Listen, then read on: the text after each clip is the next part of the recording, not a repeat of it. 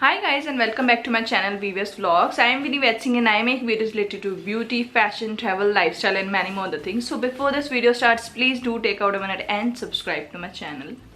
So welcome to another episode of my infertility journey. मेरी last video के post करने के बाद बहुत लोग ईगरली वेट कर रहे हैं ये जानने का कि उस महीने क्या रिजल्ट रहा. अदरवाइज भी जो मेरे चैनल पे न्यू हैं तो मोस्ट प्रोबेबली वो शायद सर्च सेक्शन में डाल के यूट्यूब के यहाँ तक इस वीडियो तक पहुँचे होंगे कि हाउ टू गेट प्रेग्नेंट या फिर इनफर्टिलिटी रिलेटेड उन्होंने सर्च सेक्शन में डाला होगा तभी इस वीडियो पे यहाँ पे आए होंगे. तो उन लोगों को मैं पहले ये बोलना चाहूँगी कि इस वीडियो से पहले आप मेरी लास्ट वीडियो देखें तभी आपको इस वीडियो का मतलब आगे का पूरा समझ आएगा. यस, उस मंथ बिल्कुल चांसेस नहीं थे. जैसे कि मैंने आपको पूरी रिपोर्ट्स मेरी दिखाई थी, सब कुछ दिखाया था, बट फिर भी कंसीव हो गया. एंड ये वीडियो आप इसलिए देख रहे हैं क्योंकि ऑलरेडी मैं मेरे 3 मंथ्स कंप्लीट कर चुकी हूँ. दो मेरे वो 3 मंथ्स बहुत बहुत मुश्किल से निकले हैं. बहुत सारे अप्स एंड डाउन्स मैंने उन 3 मंथ्स में देखे हैं जो आप मेरी आगे आने वाली वीडियोज़ में देखेंगे. But yes, we are expecting our second child finally. और मुझे खुद भी उस महीने बिल्कुल भी उम्मीद नहीं थी. जैसे कि आपने मेरे को देखा था कि मेरा केस ड्रॉप हो गया था, मुझे कोई भी इंजेक्शन नहीं लगा था. मेरा जो फॉलिकल का साइज़ था जो कि कंसीव करने के लिए 18 mm होना चाहिए वो मेरा 15 mm था. बट फिर भी कंसीव कैसे हो गया, तो उसका सबसे बड़ा रीज़न मैं आप लोगों को यही दूंगी कि इसको शांत रखो, जो मैं आपको हर वीडियो में बोलती हूँ. उस मंथ मैं बहुत बिजी थी. पहले दिवाली आ गई, उसके बाद मैं उसी महीने मैंने अपना व्लॉगिंग शुरू किया था, वो डेली व्लॉग्स वाला. तो मैं उसमें बहुत बिजी थी. और आपने देखा ही होगा कि मैंने उस टाइम पे प्लांटेशन का वीडियो भी डाला था, जो कि मुझे पता ही नहीं था कि मैं उस टाइम पे ऑलरेडी कंसीव कर चुकी हूँ. और प्लांटेशन वाली वीडियो में आपने देखा होगा कि मैं 5 किलो मिट्टी उठा के पता नहीं क्या क्या कर रही हूँ. मुझे बिल्कुल उम्मीद नहीं थी उस मंथ. बट जैसे कि मैंने बोला कि होप्स कभी नहीं आना चाहिए. जिस महीने आपको उम्मीद नहीं होती उसी महीने कुछ ना कुछ ऐसा हो जाता है. इसको शांत रखने की बहुत ज़्यादा ज़रूरत होती है. इसके ऊपर अगर आपने ओवरकम कर लिया ना तो फिर लाइफ में सब चीज़ें सॉल्व होनी शुरू हो जाती हैं. वो 21 नवंबर को मैं सहजदारा गई थी और तब भी मुझे नहीं पता था. मैं हृदय को उठा के घूम रही थी और हृदय ऑलरेडी 17.5 kg का है. एंड 5 kg से ज़्यादा वेट उठाने को मना करते हैं शुरू के टाइम में. बट मुझे उस टाइम पे पता ही नहीं था. मतलब आप ये लगा लीजिए कि ऑलरेडी मेरा 14 नवंबर को डेट ऊपर हो गया था क्योंकि मेरा जो LMP था वो 14 अक्टूबर का था.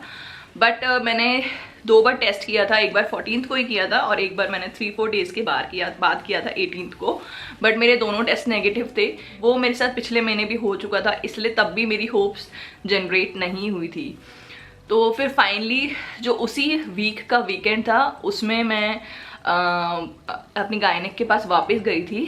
सिर्फ इसलिए गई थी ताकि टाइम से मेरा पीरियड्स को इंड्यूस वो कर दें जैसे भी मेडिसिन देकर, और फिर मैं अपना नेक्स्ट ट्रीटमेंट टाइम से कर पाऊँ. इमेजिन.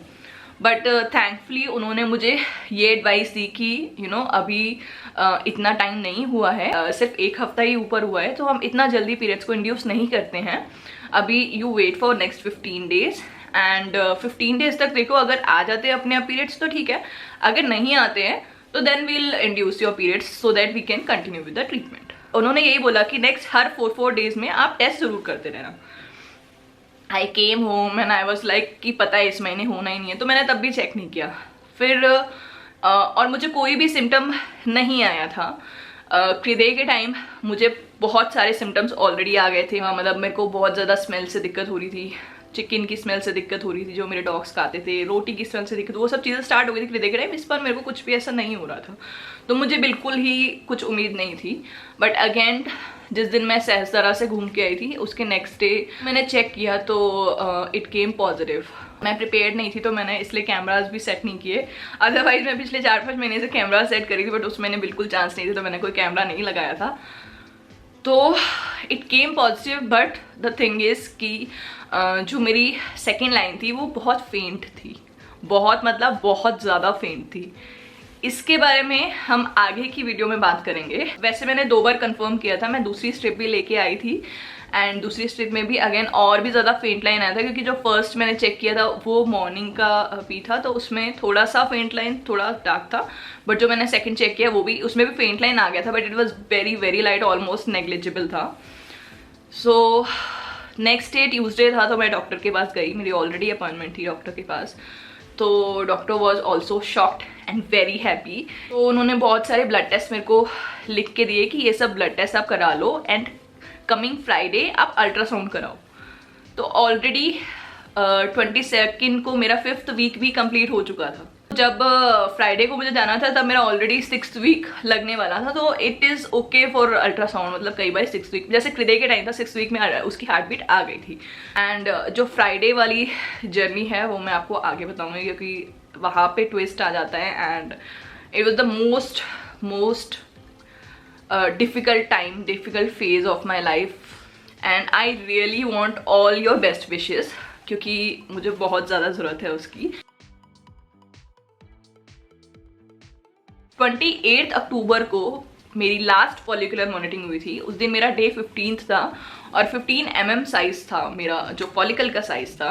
तो मेरे दिमाग में यही था कि भाई वो 15 mm जो है वो आगे 18 mm तक पहुंचेगा तो पक्का। मुझे पता था कि डे 15 के बाद एकदम से डे 16 को 14 mm नहीं होगा, डे 17 को भी नहीं होगा, डे 18 को हो सकता है हो जाए, बट उसका भी मैंने 1+ दिन लेके ही चला था। एंड देन तब उस पर्टिकुलर डेट से वील स्टार्ट ट्राइंग। उसी टाइम में बेसिकली 18 mm या कितना भी साइज एग का हुआ होगा एंड इट गॉट कंसीव्ड। और यही मैं अगर अपनी फर्स्ट प्रेगनेंसी की बात करूं, क्योंकि बहुत सारे लोग पूछते हैं कि कब ट्राई करना चाहिए नेचुरली एंड कितने डेज में करना चाहिए, इम्प्लांटेशन टाइम में करना चाहिए या नहीं करना चाहिए। बहुत सारे कमेंट्स मेरे पास ऐसे आते हैं। अगर मैं अपने बेबी की फर्स्ट बेबी की बात करूँ तो उस टाइम पे भी मेरा ओव्यूलेशन इंडक्शन हो रहा था, बट इस बार के ओव्यूलेशन इंडक्शन से बहुत डिफरेंट था मेरा फर्स्ट ओव्यूलेशन इंडक्शन।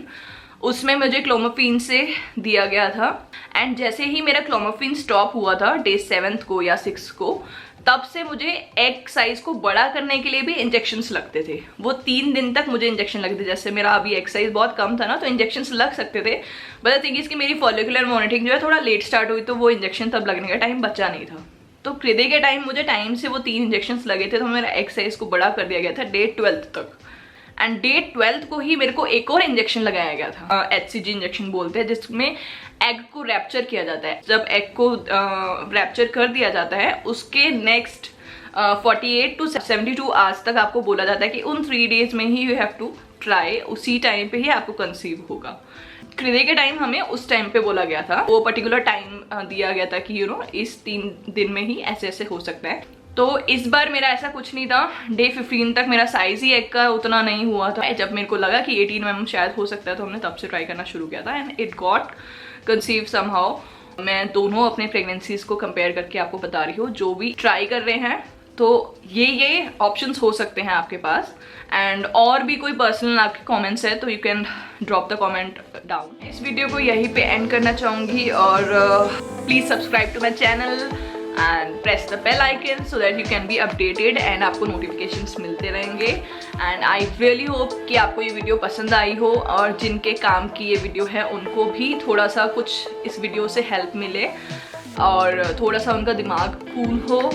और meet you in my next one. Till then bye.